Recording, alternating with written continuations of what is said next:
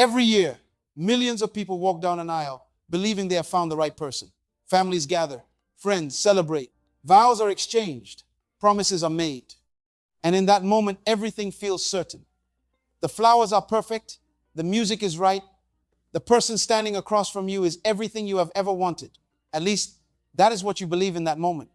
But years later, sometimes just a few years, sometimes a decade, many of those same couples find themselves sitting in silence at the dinner table, or sleeping on opposite sides of a bed that has become a border, or walking into an attorney's office to undo what they once swore before God and witnesses they would never undo.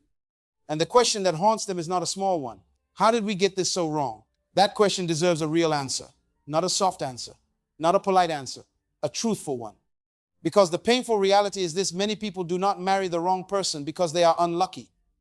They do not marry the wrong person because the universe worked against them. They marry the wrong person because they did not understand the principles involved in choosing wisely.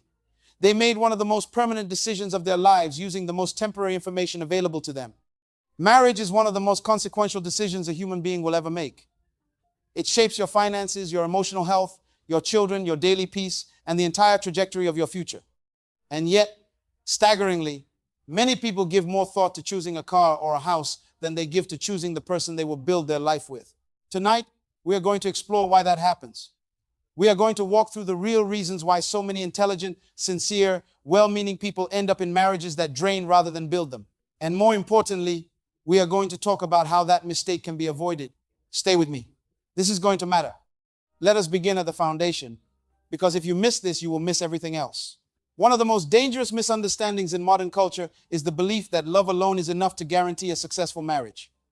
That if the feeling is strong enough, the relationship will survive anything. That passion is a substitute for wisdom. It is not. Love is important. Nobody is arguing against love. But love without understanding can lead to some of the most painful consequences a person will ever face. Because feelings are not a navigation system. Feelings are a signal. They tell you that something is happening inside you. They do not tell you whether what is happening is good for you long term. Think about it honestly. You have felt things powerfully before that turned out to be completely wrong for you. A business decision that felt exciting but cost you greatly.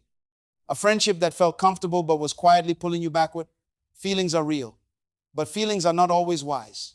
Many people marry because they feel something powerful, and that powerful feeling convinces them they have found their person. But that feeling was generated in a specific context, usually early in a relationship, when everything is new, when both people are presenting their best selves, when chemistry is high and reality has not fully entered the picture yet. The question that separates the wise from the unwise is not, how does this person make me feel right now? The deeper question is, who is this person when the feeling fades? Because it will fade, not completely, not forever. But the initial intensity of new love does not last at that same pitch. And when it settles, what remains is two people in the reality of daily life. And if the foundation beneath the feeling was never solid, that is when the cracks begin to show. A strong marriage requires wisdom. It requires understanding. It requires the kind of clarity that emotion alone cannot provide. Clarity about values, about character, about what you each expect from this life and from each other. Without that clarity, you are building a house on sand and calling it a mansion. Here is something that sounds obvious when you say it out loud, but that millions of people still manage to confuse in practice. Attraction is not compatibility. Attraction can be immediate. It can hit you in the first 30 seconds of meeting someone. The way they look, the way they carry themselves, the way they speak. Attraction is powerful, and there is nothing wrong with it. It is a legitimate part of human experience. But attraction does not answer the deeper questions. It does not tell you whether this person shares your values. It does not reveal how they handle conflict when they are tired and frustrated. It does not show you how they treat people who cannot do anything for them. It does not expose what they believe about money, about family, about God, about their own responsibilities in life. Two people can be intensely attracted to each other and still be fundamentally incompatible. And the cruelest thing about this reality is that the stronger the attraction, the harder it is to see the incompatibility clearly. Because attraction creates a kind of cognitive fog. It makes you want to overlook things. It makes you want to explain things away. It makes you say nobody is perfect at the exact moment you should be paying attention. Compatibility takes time to discover. It is revealed slowly, through consistent observation, through watching how someone treats their family, through noticing how they respond when plans change unexpectedly, through understanding what they prioritize when life applies pressure, through conversations that go beneath the surface. And here's the difficult truth. Many people never do that work. They stay at the level of attraction. They confuse the electricity of chemistry for the stability of true alignment. And so they enter marriage having never answered the questions that actually determine whether a marriage will last. Do we want the same kind of life? Do we handle responsibility the same way? Do we respect each other's deepest convictions? Do we resolve conflict in ways that build or destroy? These are not romantic questions, but they are marriage questions. And if you cannot answer them clearly about the person you intend to spend your life with, you are taking a risk that no feeling can protect you from. This is perhaps the most painful part of this conversation, because many people who have been through a difficult marriage will hear this and recognize something they wish they had taken more seriously. Every relationship, if you are paying attention, reveals clues, not just occasional clues, consistent clues, patterns of behavior that are telling you exactly who this person is and how they will show up in your life. How do they handle anger? Do they argue to resolve the issue, or do they argue to win?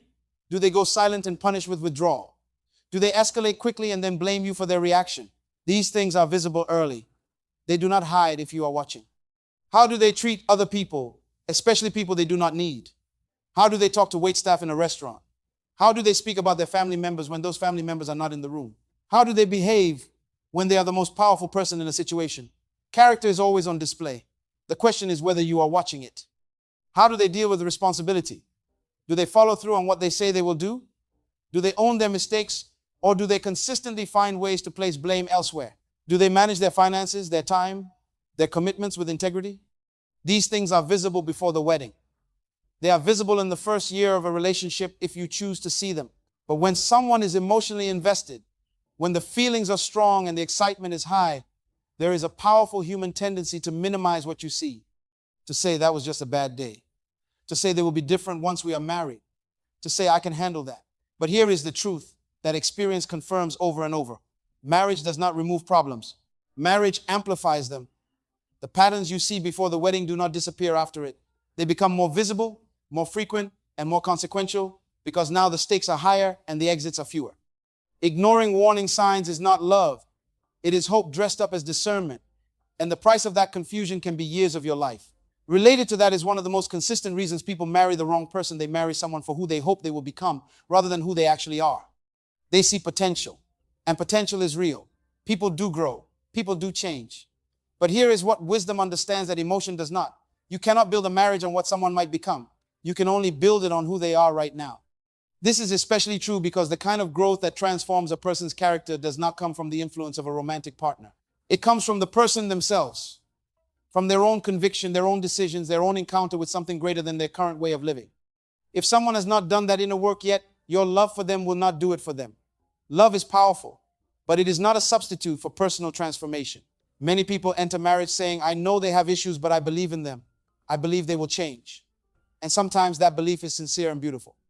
But a marriage requires two people who are ready now, not two people where one is ready and one is a project. Wisdom says, observe who this person is today. That is the person you are marrying, not the version you have imagined for them, not the version they have promised to become under the right conditions. The person in front of you, right now, in the ordinary moments of daily life, that is who you are committing your future to. Make sure you have actually seen that person clearly. There is another force that leads people into the wrong marriage, and it is one that does not come from inside the relationship at all. It comes from outside. Family pressure, cultural expectations, the fear of being alone, the feeling that time is running out, the sense that everyone around you is building something and you are falling behind. These external pressures are real and they are powerful. And when they are strong enough, they can move a person toward a decision they are not actually ready to make. Families mean well most of the time, but family desire for you to be settled and married is not the same as family wisdom about whether this particular person is right for you. A family can love you deeply and still not understand your needs, your personality, your spiritual life, or what you require in a partner.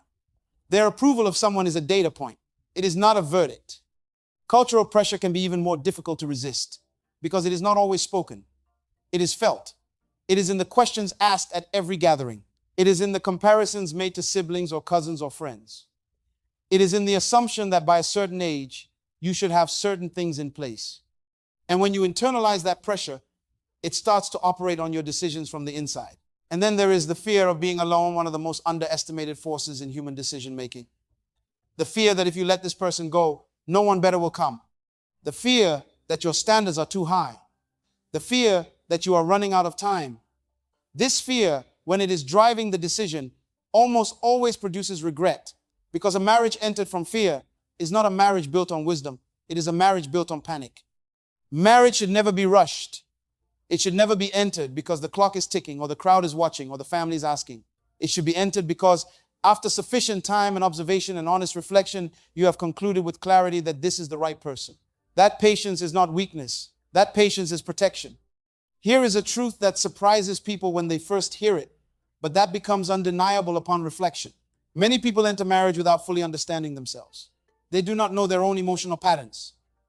They do not know what they actually need from a relationship as opposed to what they think they are supposed to want. They do not know how they respond under sustained pressure, or how they behave when they feel unloved, or what their unresolved wounds cause them to demand from other people in unhealthy ways. And so they choose a partner based on incomplete self-knowledge. They are attracted to someone who meets a need they have not consciously identified yet. Or they are repelled by someone good for them because that person challenges a pattern they have not examined. Or they enter a relationship and then discover years in that who they are is fundamentally different from who they believed themselves to be when they said yes. Self-knowledge is not vanity, it is preparation. Understanding your own values, your own emotional triggers, your own non-negotiables, your own communication style. This is not navel-gazing, it is the groundwork for choosing well. Because a healthy relationship is not two incomplete people filling each other's gaps. It is two people who are each, to a reasonable degree, whole, who are growing, who are self-aware, who are honest about their own weaknesses. Those two people coming together can build something real and lasting. But two people who have never done that inner work colliding with each other will spend most of their marriage trying to get from the other person what they were supposed to develop within themselves.